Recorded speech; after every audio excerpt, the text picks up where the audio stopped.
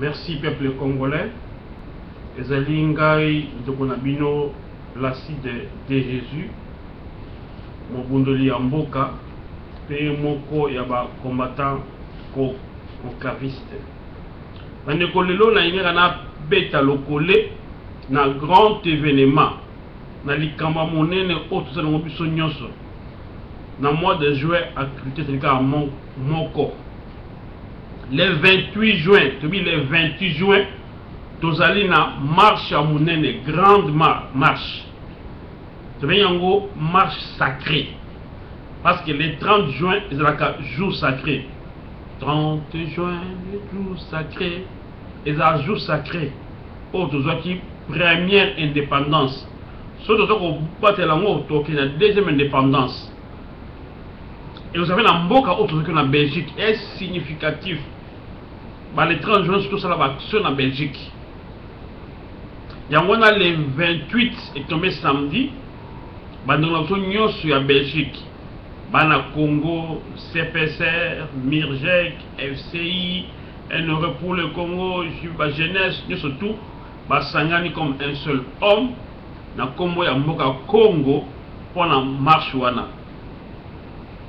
Vous avez un vrai combattant, même Congolais nyoso.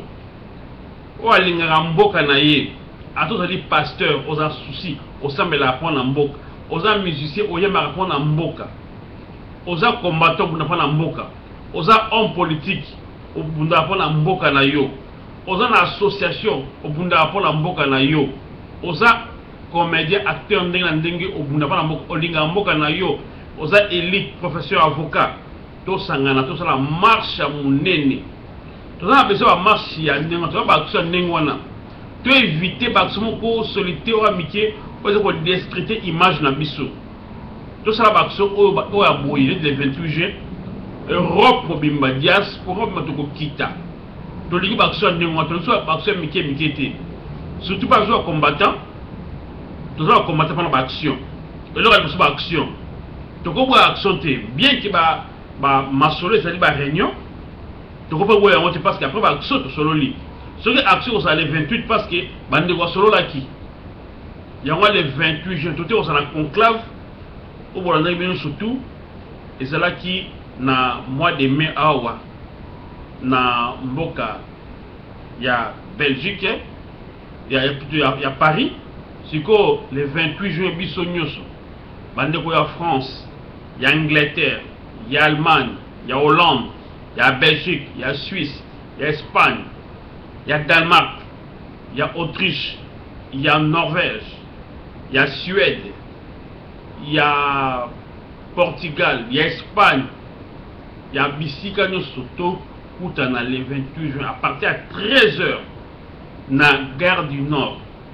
Très pété le Magawana. Selon la gare du Nord, 13h, tout Koutana, parce qu'à 13h30, 14h, tout Kéim. Quand 14h, c'est parce que tant de Koutana et Bana, tout le monde a bien sûr un mais toujours bien que les marche il y a essingoté ce qu'on a limité les marche il y a mawa il y a passe il y a une indépendance donc vous allez assister bien to proposer ba ndeko na biswana to bi non na troisième mandat ata biso combattant ben l'élection qui pas bisoté mais quand on travaille en politique et que ba kosala wana pas ya modification constitution na malgré ce doit reconnaître traité ba ko bouger en compété to côté ba pas na conseil na deuxième indépendance na biso. Ça va si je vais autre réclamer. Il y a tous les ébélés, tous organisés pendant les 28 juin. Tu veux bien que tu ligne l'action et à boy. Tu ligne l'action isolée, tu vas ébélé va marcher et ça fait bien. Pour ça la marche au bon si tu bois les 28. Parce que nous sommes bon sango. Alors, semaine après les 28, après les 28, tout ça l'action au moroté. Ça va d'autres musique pour compléter le transport. De le 28 juin, tu comme l'action au moroté à minene. Tous en Belgique. Merci Mandela Labisso, Patrick Tibangu, Annick Malouka, Noël Samson, Nicolas Eddy, Dr Alongo, Maître Donna, Nkubaïba Lukuna, Pichou Mayele, Charme, Charme, Ngongo, Joko, bino surtout vous allez là, maman Marie-Paul, maman José Likembe, maman Marthe, Manik Maluka, marraine, la marraine Magdova, bino tout vous allez là, juste à pète. Gouverneur Boula, bino tout négobo, bobo ngana bien, tous la bino organisation bien, tout ça la somo ka unene bandeko so zali kuna papa maimbi bino tout. To maman nièce, bino nyo surtout, nyo so tête. Colonel Braddock, convalescence tellement ndeko. Les bi ki ozoki pour ma santé mais to bon de la photo sambela nzama sungayo. Les bi ko zala wana tellement to surtout Colonel Braddock. Marco Sigazali, soldat du peuple, tu vois, c'est Mario da Silva. On est ensemble avec toi. Kaming, tu es au Bango, au Bimozana Bisso. Action Nenebana. De Bande nous soit partout, tout tellement, tous à l'Ouana, nous avons en Mingi. Et tu vois, c'était le 2 août, tu vois, à Paris. Parce que la marche, on peut préparer avant les Amalam. Le 2 août, Bissonio sont à Paris, tu vois, à l'Ouana, pour la marche. Parce que quand ça mort, Bissonio doit mourir, mais là, au coup fui. Plus de combien de millions de soutiens par au Koufa. Tu vois, 8 millions. Si on utilise comme mort, tout au Koufa dans le Congo, on va dire qu'on est au Koufa dans l'autre évité. Si on dit qu'au Koufa là, tu Koufa dans le Bisso, dans le Congo, au Commerce de Goloto, il y a le 2 août. Et ça, marche, il y a pleurs. Marche, il y a Moindo. Tout ça, il y a Moindo. Le 2 août. Mais de retour à Paris, tu as besoin de Binokuna. Bino nous soit Pacheli, Maître Bola, Zrobilele, Pichou, Yum Tomos, Dombo, Sali, nous surtout, maman, Yubik, nous soina, JBK, la sagesse, nous surtout. Bozala, tout ça, on a besoin de Bino, Rismo Congo, Chimène, Kia, Curtis, Amon Aote, Jojo de Panama, Vanessa, maman Myriam Sousouna. Bon, on très bien. Mani Mabala, tout coûte la binokuna. Et ça m'a mis. Tout ça a besoin d'action, il y a Ndengwana. Et tu vois, ça a action, 1 euro pour le Congo. 1 euro pour le Congo, tout négligent. Tu vois, combattant, tu vois, résistant, patriote, tout ça, lutte. Maintenant, c'est sûr que 1 euro pour le Congo, c'est aussi une lutte. C'est lutter contre la misère du peuple congolais. C'est aussi un combat. Il faut combattre les maladies qui détruisent le peuple. Avec 1 euro, il faut soigner Batouana. 1 euro, c'est aussi un acte de la résistance. C'est une résistance. Et ça pour aider le peuple à résister. Un peuple misérable, abandonné par le gouvernement tricheur d'occupation, à résister contre toute tentative de corruption. La corruption, c'est la corruption politique, corruption morale, spirituelle, et 1 euro pour le Congo, c'est un acte patriotique, un acte d'amour, amour envers son prochain. Et vous savez, les deux amours, l'amour de Dieu et l'amour du prochain, sont inséparables. Car maintenant, Hollande a avec ce qui fait la main du monde, et quand on a l'église, tu vas faire offrande, tu vas offrir 1 euro pour un offrande dans l'église, mais 1 euro pour offrir pour le peuple. Camille de mon équipe 1 euro dans Hollande, dans l'église de Rosalango. Merci beaucoup à ma soeur Iboula. Je vais faire les vidéos que ça qui fait pendant que ils ont malade tout ça qui doit. Vraiment, ils ont bongo. Et tu as vu que Bisso te reconnaître la constitution native. Voilà Congo, mais tout le monde a acte salama. Bisso tout ça lumé lumba acte. L'autre Bisso combattant tout comme lumé lumba à Moutou. Mais les hommes politiques. Bazu ba to refoulé bango o ba zeba Équateur on a na maluku ba lever bango so bango nde ba sala kala na kitona vous va na ka boule révision constitutionnelle bino sala combat ngona et to travailler na bino biso sala combat o to buna a contre les décideurs to buna a maka mi a kanga pe biso mais bino ko pour le combat na bozo bino sala kuna parce que a bino buna mingi te biso ko to buna mingi te to kabola bisika to ko kele kula muke ba tso to sala bibo zo muke awa mais est-ce que bino sala ko le kabiso pas la révision constitutionnelle bosa lumbe lumbe venza bosa lumbe mabik siko biso ko ça lumbe mamutu bibo ça ba lumbe lumbe action action parce que quand on appelle bino ko mabinote ata ba kangi bosa makanga awa Martin Fayulu président Martin Fayulu ba kanga awa c'est le moté balisanga bonga wasabi le komoko te batu nyonso ozali kuna botelema il est pèse nyonso to totelema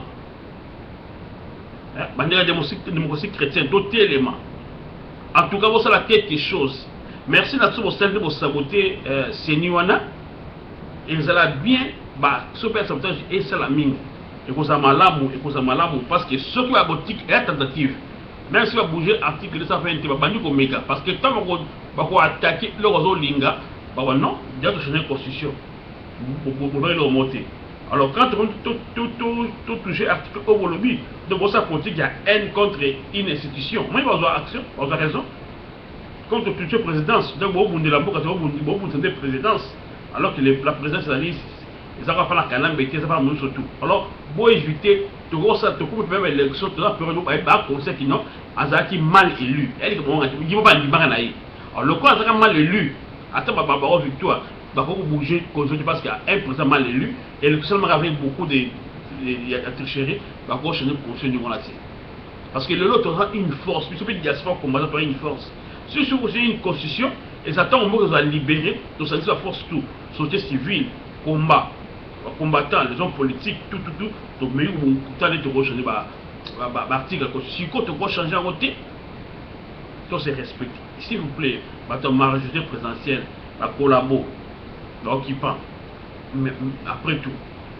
vous prenez ça pour les femmes même si vous avez le pouvoir vous en soutenez le banal mais pas jusque là vous mettez maintenant peuple la balle vous serez la Congo constitution la balle et moi déjà vous savez en politique parce que vous permettez à moi liboso parce que la chaîne constitution élection tout unique si vous prenez numéro comme vous tenez que ndenge wana en tout cas dans lingi to c'est là actuellement tout travailler na bino vous voyez que tout ça conclave awa c'est ce rang populaire donc on travaille le monter sans bino na bino to bali ko sula na ba décideur et c'est juste que tout ça appelle à bino ça Martin Fayulu Lisanga Bonganga tout le monde qui vous allez kuna tous les partis là tout travail tout ça qui na Massima Kinyo na a passé na conclave monaki ndenge zalaki tout travail dans Sikoyo biso na bino tout bundate tout ça même objectif ezali Kabila dégage seulement vision et un des mots moyens c'est un des mots biso to reconnaître été to me conscienter bino ko ça conseil bon dimaye mais to nika alongwa d'où pour cette action à ma casse quand na big au moins na 2006 2011 so banika boy osaka ndengwana avant 2006 était après 2006 avant 2011 sera égal après 2011 et les années 2016 quand ndengwana pour ça action patriotique tout le monde yango to ko travailler bien to ko mabino ato ça action bien awa ti sur le terrain et ça va bien biso dans la photo qui d'intérêt ce biso to travailler bien que le temps de quitter vous allez pour préparer ce terrain tant vous awa to bien te préparer terrain alors la prochaine au camp soit au mois de septembre nous avons besoin de quelques délégations vrai opposants politiques seulement nani beaucoup sanganaye parce qu'il y a des gens au moment opposant mais tant beaucoup ça la réunion sur la stratégie nyos au solaki pesi na ngambo wana ya on a qui tant ça ma bien après on ga calme parce que yebi au bilo ça là mais on va ça bien éviter s'il faut comme ça et que ça va opérer tout le monde doit Martin Fayulu ba lisanga munga pour ça ba réunion puis à part nan pour le moment tout ça ça uni pas pour éviter qu'on puisse avoir la raison mais on a suspect moi ça va réunion tout permettre en dehors la bango pour éviter ba infiltration surtout là vous allez unis pour le moment, vous allez division, vous allez unis pendant que vous bunda, vous allez d'accord, vous allez unité, voilà et vous allez malam mingi, et ça vient malam mingi. Donc vous savez que ce mouvement est malam, vous sentez les combattants, vous allez conclave, vous voyez conclave et puis dans mon cum dans la tête, veut dire avec et clave clé. Donc fermé avec la clé. Et ça action, tout le monde sous ce catholique. Quand le siège est vacant, les cardinaux vont s'engager pas pour tout le monde, mais tout le conclave économique, comme les médecins, conclave politique. Autre cela qui est conclave politique. Autre s'engager pas la collier, pas la collier, pas la rejoindre, ma schéma sika. Parce que on parle sur les changements de paradigme dans les combats. Émergence et combattant. Nous sommes les élites, nous sommes dans leur commission. Mais porte est toujours ouverte. Conclave et ce moment. À ce moment côté, conclave ma RCKT ezoma FCIT, ezoma Mirjekité, APDST, MPCT, Mokpadikoté, ezoma Lingalafonité, ezoma 1 euro pour le Congo, ezoma collectif RD Congo. Au contraire, tous aller ensemble, toutes les associations, Grand Cœur pour l'Afrique, devoir des mémoires.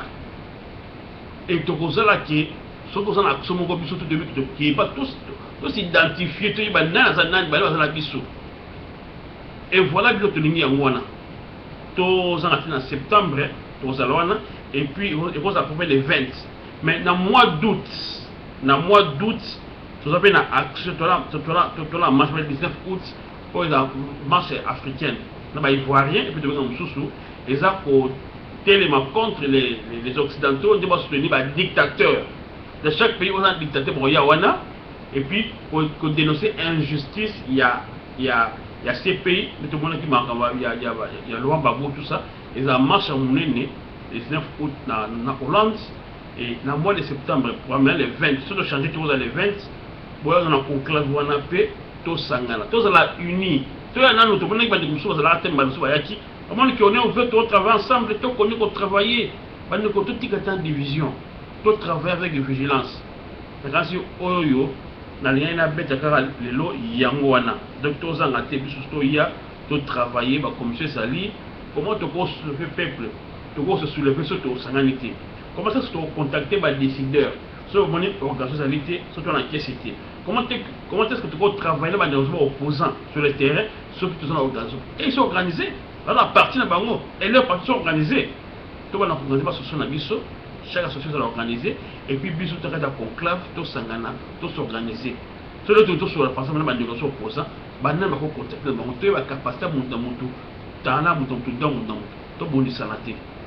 Tu as l'ingénieur Ming, tu as l'ingénieur, tu as l'ingénieur. Tu as un système de fou là, tu as fou là, tu as fou là, étranger. Tu as la conclave parce que tu as fou là, ce sont tous les Aliwana. Voilà donc autour de Bétawana et puis le 28 juin la gare du Nord Tokutana pour la marche à Mouneni qui vive le Congo Ingeta Lokole et Yokani vive le Congo, que Dieu bénisse le Congo. Merci.